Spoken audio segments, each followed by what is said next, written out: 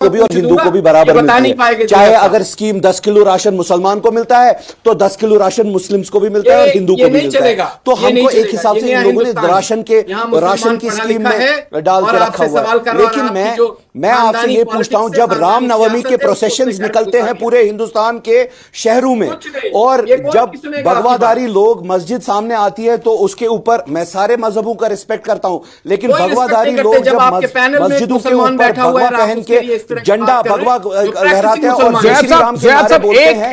एक सेकंड ज़ोयाब साहब, एक सेकंड, यासिर जिलानी कुछ कहना चाहते हैं, सुन लेते हैं जरा। कैसे आपका ज़ोयाब साहब एक सेकंड विकास, सबका विश्वास, यासिर बोले आप। और जो इंडिपेंडेंट एमएलए हैं, मैंने तो इनको इज्जत दी, इंडिपेंडेंट एमएलए साहब बोल दिया, कोई फर्क तो नहीं उन्होंने पड़ता एक तरह की बात करी, मुझे एक बस तरह की इतना बताइए कट्टरता। कि जो जब बात मुसलमान जिन्ना कहता था वही बात ये कह रहे मस्जिद के गुंबद पे जो बात जिन्ना भगवादारी बंदा कहता था वही चढ़ता बात ये कह है रहे और उसके बाद भगवा लहरा। ज़ोयाब साहब एक सेकंड आप जरा खामोश हो जाइए, मुझे फिर ऑडियो म्यूट करना पड़ जाएगा। प्लीज आप बताइए, प्लीज यासिर साहब कुछ बोलना चाहते बोलिए।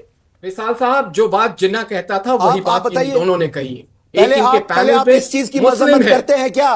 पहले मजम्मत करते हैं क्या इस चीज की? भगवादारी लोग जय श्री राम के नारे लगाते हैं मस्जिदों के गुंबदों के ऊपर चढ़ के। कश्मीर में रिजेक्शन मिला है आपको, आपकी जमानत जब्त हुई है पिछले चुनाव में ज्यादातर सीटों पे, आपके नेताओं को जीरो कर दिया लोगों ने, इसलिए आपको कोई नहीं पूछता। हम गरीब वंचित शोषित मुसलमानों की लड़ाई लड़ रहे हैं। और चलिए मुझे अब इसे कंक्लूड करना होगा, वक्त की कमी, इसीलिए मैं कोशिश कर रहा था कि हम लोग टॉपिक पर ही रहें।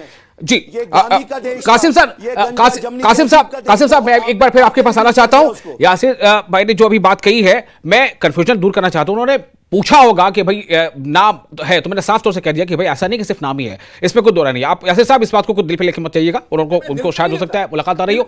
जी ठीक है, हाँ, लेकिन मालूम है ऐसे मुसलमानों के बारे में नहीं, इसमें ऐसी कोई कंफ्यूजन बात नहीं।